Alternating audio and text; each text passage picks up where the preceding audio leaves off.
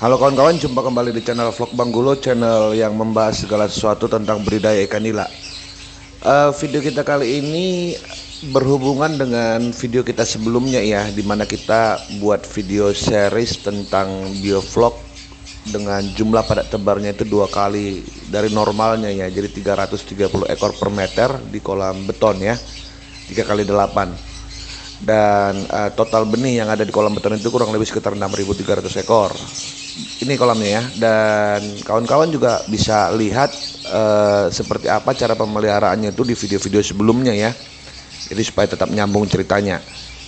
Nah, video kita kali ini saya ingin membahas tentang analisa bisnis padat tebar ikan semakin banyak, tentunya tingkat aerasinya semakin tinggi ya. Begitu sekarang fenomena yang lagi muncul di sistem budidaya ikan nila, khususnya sistem biovlog, di mana ada beberapa rekan kita yang mengekspos bahwa mereka sanggup melakukan budidaya ikan nila dengan sistem biovlog dengan jumlah padat tebarnya itu sangat fantastis.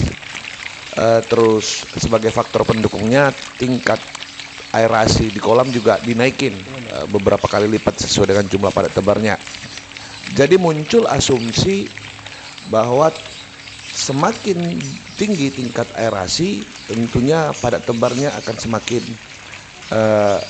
bagus gitu ya, semakin banyak gitu ya.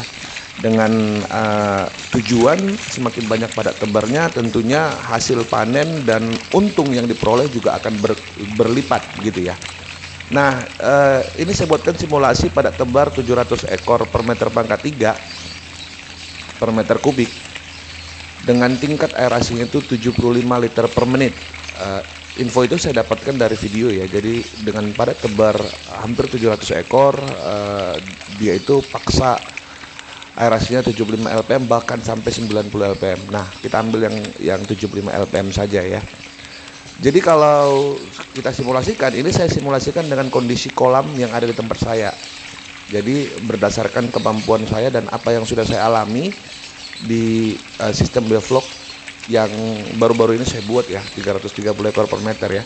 Jadi itu sebagai sebuah gambaran lah. Jadi bukan semata-mata ini opini saja, tapi memang saya lakukan juga gitu ya.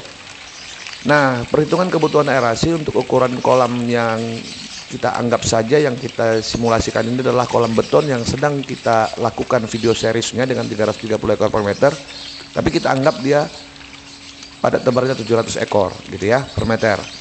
Itu kan ukuran kolam betonnya itu 3 kali 8 kali 0,8. Jadi kalau di sini itu volumenya itu kurang lebih sekitar 19,2 meter kubik. Sehingga kalau kita membutuhkan rumusan 75 lpm per meter kubik, maka totalnya kapasitas mesin yang kita butuhkan itu kurang lebih 1440 liter per menit. Dan perlu disadari bahwa dari mesin ke kolam tentunya ada sintasan ya, ada penghalang atau ada pengurang, sehingga output yang keluar dari mesin secara tidak langsung akan berkurang ketika sampai ke kolam. Kita anggap saja sintasan itu 15%. Untuk memenuhi itu tentunya mesin harus kita naikin 15% dari kebutuhan aerasi di kolam kita.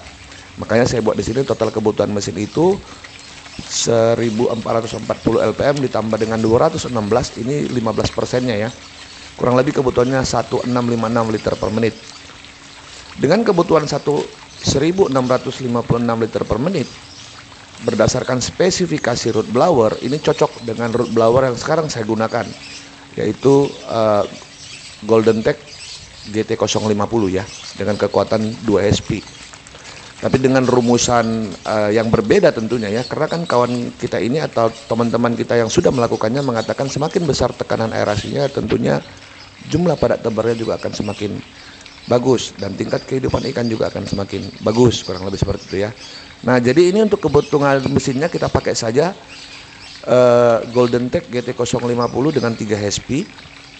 Itu kalau dihitung listriknya kurang lebih seperti ini. Perhitungan daya listriknya itu kan 2200 watt, 24 jam hidup non-stop.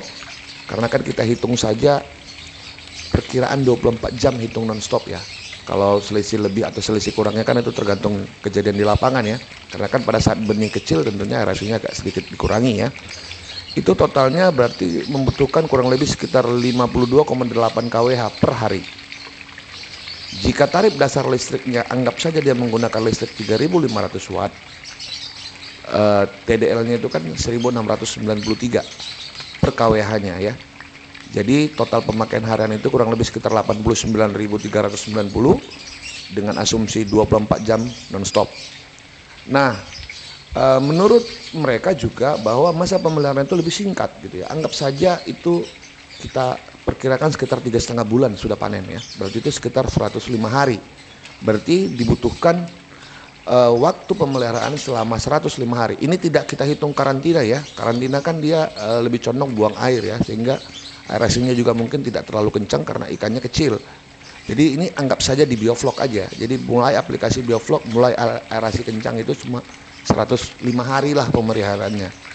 Hitungannya itu berarti selama 105 hari nanti perhitungan listrik yang kita gunakan itu 9.385.992. Karena kondisinya 75 liter per menit untuk setiap meter kubiknya, maka kolam kita yang 3x8 ketinggian air 0,8 ini itu hanya kita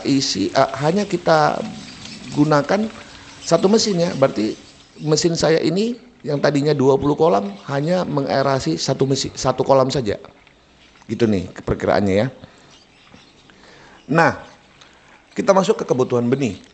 Benih yang digunakan itu kalau saya lihat dari videonya itu kurang lebih katanya 1 kilonya 35 ekor, berarti itu ukurannya kurang lebih sekitar 28 gram ya. Itu 28 gram itu bisa size 5 incian itu ke atas ya. Nah, karena 4 inci pun itu paling 10 sampai 12 gram. Kalau 28 gram itu bisa 5-6 inci. Jadi agak lebih besar ya benihnya. Harganya tentunya akan lebih mahal ya. Dan ini saya buat di sini itu 4 atau 5 inci saja.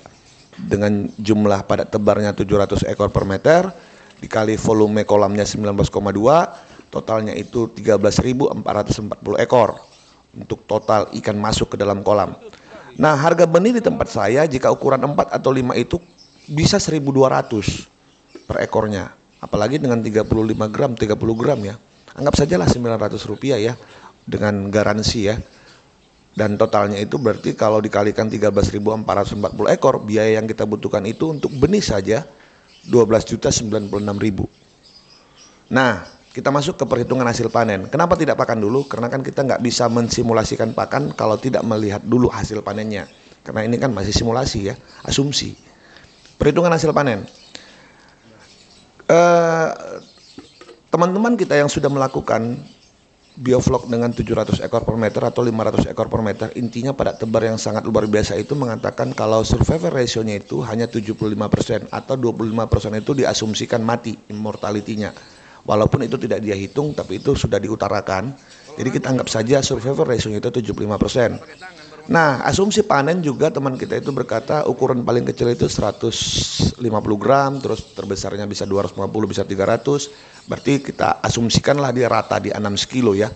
Tapi kalau rata di 6 kilo, saya rasa agak susah ya. Karena saya juga sedang melakukan sekarang ini pada tebar 330 ekor per meter. Dan saya lihat pertumbuhan ikan itu bisa sampai 5 size. Nah, biasanya saya kalau menggunakan pada tebar normal itu paling 2 atau 3 size. 2 atau 3 size itu maksudnya kalaupun kita mau sortir itu bisa di 2 tempat. Tapi kalau ini saya jalanin, saya lihat ada yang masih kecil, ada yang sudah besar gitu. Jadi 6 sekilo. 6 sekilo itu rata di panennya. Berarti ada yang 3 sekilo, ada yang 4 sekilo, ada yang 5 sekilo, ada yang 6 sekilo, kurang lebih segitulah ya. Nah, totalnya itu berarti kalau panen itu kurang lebih sekitar 1,680 kg atau 1,6 ton untuk panennya. Kalau harga jual 6 sekilo di tempat saya ini sepaling-paling mahalnya itu 23.000 per kilogram. Berarti kalau dikali 1,680 itu hasil yang kita peroleh itu adalah 38.640.000. Nah, dari sini kita bisa hitung pakannya. Kalau hasil panennya 1,680, anggap saja dia menggunakan pakan 30%, harga per kilogram pakan 30% itu paling murah itu seharga sekitar 11 ribuan ya untuk pakan 30%. Itu juga dengan merek yang tidak terkenal. Dan tentunya ini sangat-sangat murah kalau saya buat 11.200-an ya. Bahkan ada yang sampai 12.500, terus ada yang 13.000 lagi ya. Dan ini juga kita globalin aja, tidak termasuk pakan awal yang proteinnya 36% atau 41%. Jadi diratain aja segini harganya ya, biar agak lebih murah, biar masuk ya. Nah, di dalam sistem budidaya bioflok, angka 1 FCR itu adalah angka yang bagus ya. Maksudnya dianggap sudah mantap gitu ya. Sementara di video teman kita yang menebarkan 700 ekor itu justru dia mengatakan 0,2 FCR-nya. Saya rasa itu salah hitung ya. Itu pasti salah hitung sih menurut saya. Kita anggap sajalah 1 ya. 1 itu berarti kan dia sudah dianggap mulus ya. Karena 1 kilogram pakan bisa menghasilkan ikan 1 kilogram daging kan gitu. Jadi itu total kebutuhan pakannya kurang lebih 1,6 ton juga ya. Sama dengan total hasil panennya, sehingga diperolehlah biaya penggunaan pakan itu 18.928.000. Nah, dari hasil ini kita bisa lihat laba ruginya. Nah, gini ya. Rincian biaya operasional nih. Ini lahirnya dari atas nih. Biaya pembelian benih itu kan tadi 12.096.000. Tuh nih, ya. Ini lahir dari situ. Biaya listriknya 9.385. Nah, nih. Terus masuk lagi biaya pakannya 18.928.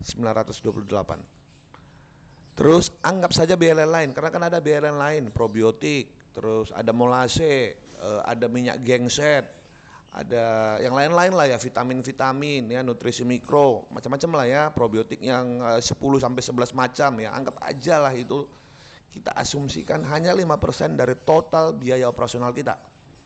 Itu berarti sekitar 2 jutaan sampai panen. Terus seharusnya di dalam biaya operasional ini ada juga biaya penyusutan modal investasi. Kenapa? Karena kan kita menanamkan modal investasi di depan. Supaya bisnisnya sehat, harusnya di setiap periode panen itu harus kita sisihkan untuk mengembalikan modal investasi. Kan begitu ya. Kita anggap saja 0 modal investasinya. Kita anggap, karena itu bakal jadi pengurang kan gitu. Total pengeluarannya kurang lebih sekitar 42 juta. Dari sini bisa kita lihat laba ruginya. Total uang masuk dari hasil panen itu hanya 38.640.000. Total biaya pengeluaran itu 42.430.000.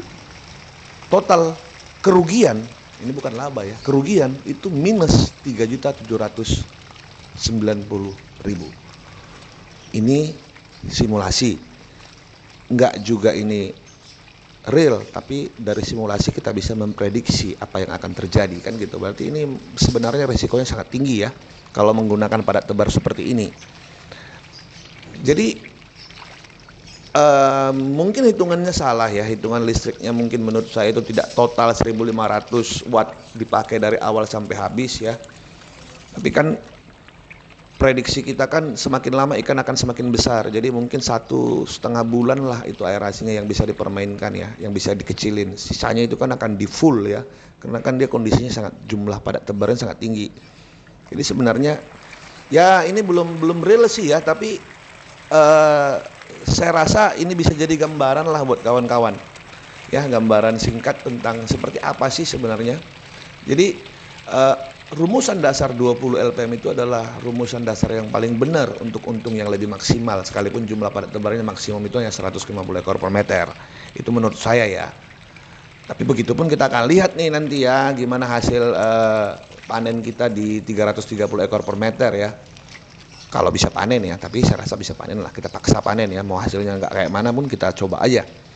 Nah, saya sampaikan juga buat kawan-kawan yang nonton video ini tidak menyalahkan siapapun, tidak mencari kesalahan siapapun. Ini lebih kepada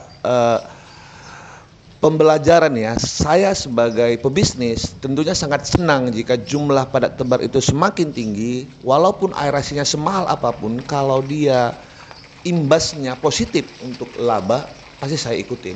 Karena saya pebisnis, saya pasti akan lebih memilih pekerjaan yang untungnya lebih besar, sekalipun resikonya ada ya, karena setiap pekerjaan kan pasti ada resikonya ya.